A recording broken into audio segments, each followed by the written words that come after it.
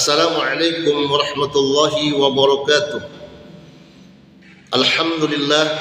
Allahumma salli wa sallim ala sayyidina Muhammadin al-fatihi lima ughliqa wal khatimi lima sabaqa an-nasiri lil haqqi bil haqq al-hadi ila siratikal mustaqim sallallahu alaihi wa ala alihi wa sahbihi haqqa qadrihi wa miqdarihi al-azim. Amma ba'd. Sahabatku dimanapun Anda berada, apa kabar semuanya? Tentunya harapan saya semoga sahabatku selalu dalam keadaan sehat walafiat dan tetap semangat untuk menjalin persatuan dan kesatuan umat. Langsung saja sahabatku, kita menonton video ini insyaallah sangat bermanfaat, yang mana kita mendengarkan penjelasan dari Yang Mulia Kiai Haji Maman Imanul Haq.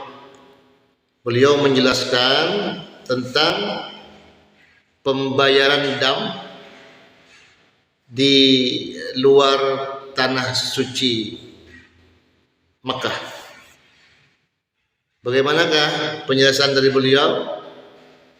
Apakah memang ada hukumnya, boleh atau tidaknya membayar dam atau denda di luar tanah suci Mekah?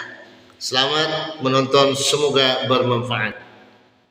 Ada orang-orang nakal yang dam 10 orang cuma satu dilaksanakannya, yang kedua tidak efektif.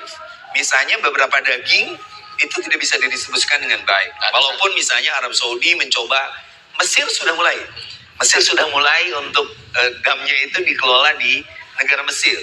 Barusan rame soal dam di Komisi 8 itu. Nah, lalu mereka bilang ada yang dikerjakan di Indonesia, ada yang enggak, dan sebagainya. Dengan ketidakpastian hukum juga di fikihnya. Saya bilang, Menteri Haji seharusnya naik satu level. Tidak bicara soal fikih. Karena dalam hierarki hukum kita, pertama itu ada fikih. Fikih itu ada al-fahmu, pemahaman. Jadi kalau kita ingin menemukan hukum apapun, di fikih itu ketemu. Tapi kan ada yang kedua, namanya level ifta, mufti, public opinions. Misalnya, dari mana kita tahu tentang rukun pernikahan dan sebagainya. Itu harus ada wali, harus ada ini dan sebagainya. Di fikih kita bisa menemukannya, ada pernikahan tidak usah pakai wali. Tapi itu nggak boleh dipakai di Indonesia, karena dulu tokoh Nahdlatul Ulama Kiai Bisri Samsuri berteriak tentang pentingnya hukum pernikahan dimasukkan di hukum positif. Lahirlah hukum Undang-Undang Nomor 1 Tahun 74 yang kita pakai sampai sekarang. Iya, bahwa kita harus pakai wali, pakai saksi, 2 saksi, ijab qabul, lalu ada mahar dan lain sebagainya. Itu fikih itu kita bisa saja. Maka perlu kita mufti, public opinions kayak gitu. Nah, kalau public opinions misalnya ini kembali lagi soal dam. Di fikihnya kita nggak ketemu tuh dam disembelih di bukan di tanah suci gitu ya. Tanah haram ya. Ifta pun belum ada. Maka naik aja langsung ke tingkat hukumah, otoritas negara. Jadi kita bilang kepada pemerintah Arab Saudi, bilang aja keluarkan hukum itu, bahwa silakan karena kami sudah sangat prodis dan lain sebagainya, dan demi kemanfaat maka Arab Saudi meminta negara-negara tertentu Indonesia untuk damnya di Indonesia. Dan kebijakan itu bisa atas usulan Indonesia misalnya. Ya, usulan. Karena kita bisa bikin ekosistem mulai peternakannya, lalu juga pemberdayaan hajinya, setelah itu distribusinya, sehingga kemiskinan ekstrim bisa kita atasi. Salah satunya tidak hanya dengan zakat dan lain sebagainya, tapi dengan haji. Bayangkan ini ada 221 jamaah, kemudian berapa itu ekosistem yang bisa dihasilkan dari pembayaran dam yang kalau itu dikerjakan di tanah air, tapi dengan cara adalah hukum ini keluar dari Arab Saudi gitu. Otoritasnya dari sana. Nah, nanti makanya di kita sini belum ada. Kita ada ulama pernah bikin Basul Masail dan belum ketemu secara fikihnya. Dasar untuk menghalalkan bahwa dam bisa dikerjakan di tanah air itu belum ada. Tapi itu bisa ketika itu ada keluar dari otoritas Arab Saudi ya. Iya, sebagai hukum baru ya. Betul, karena banyak yang tidak produktif juga. Misalnya ada orang-orang nakal yang dam 10 orang cuma satu dilaksanakannya. Yang kedua tidak efektif. Misalnya beberapa daging itu tidak bisa didistribusikan dengan baik. Walaupun misalnya Arab Saudi mencoba, Mesir sudah mulai. Mesir sudah mulai untuk damnya itu dikelola di negara Mesir. Sudan Penyembelihannya di Mesir. di Mesir sudah itu. Iya. Artinya ada contoh.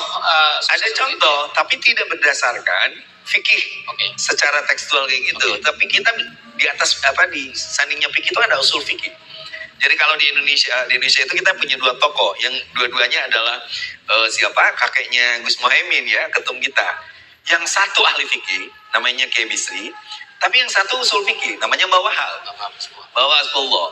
Nah, ketika fikih tidak menemukan teksnya, usul fikih bisa membaca untuk realitanya. Untuk melihat fenomena baru. Betul, betul. Ada misalnya, memungkinkan nggak misalnya itu ketika kita bicara soal dam ini menarik juga, bagaimana itu misalnya kan ini jamaah itu hampir semuanya melakukan pelanggaran yang akhirnya mengharuskan untuk membayar dam itu. Kemudian pembayaran dam itu sudah satu paket dengan ketika pembayaran haji, tinggal itu memungkinkan nggak itu terjadi? Memungkinkan. Memungkinkan, ya? Dan sistem dam itu sekarang lebih mudah lagi. Oke. Lebih mudah lagi.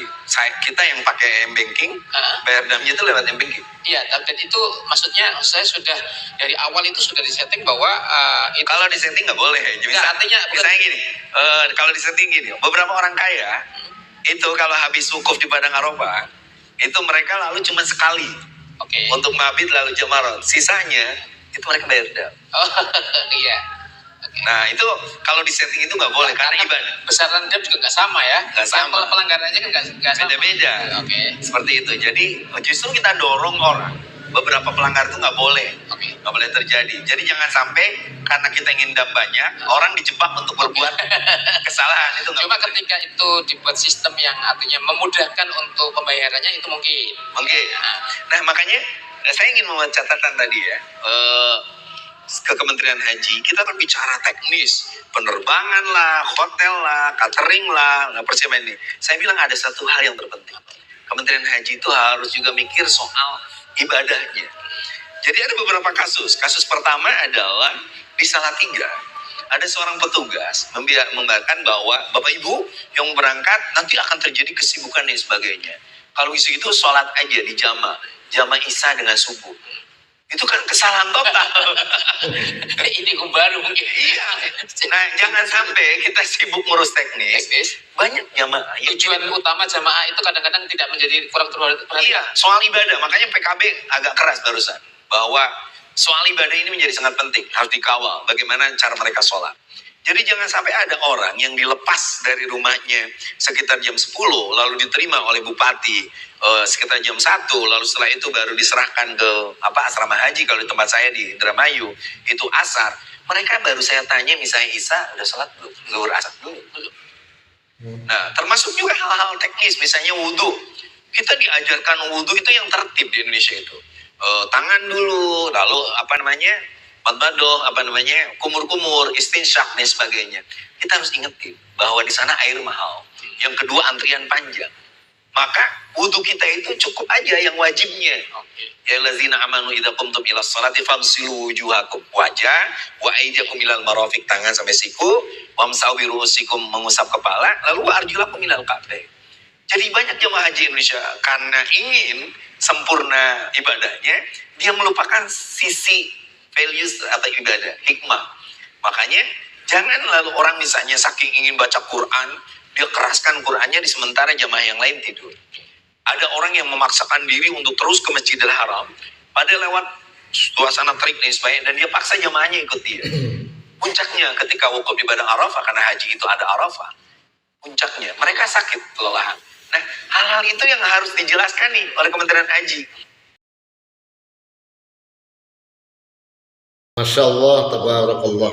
Mudah-mudahan kita semua tahun depan bisa menunaikan ibadah haji dan umrah. Amin ya rabbal alamin.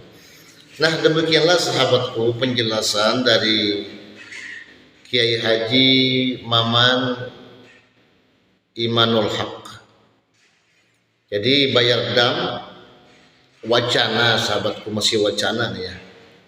Jadi mereka yang melanggar aturan rukun haji di sana, maka dia bayar dam, gitu loh, bayar dam ya, bayar dam. Namun wacananya itu ingin dibayar di negeri kita sini jika orang Indonesia gitu. Dan jika kalian suka dengan video ini, maka di like, comment, share, and subscribe. Dan jika tidak suka, abaikan saja.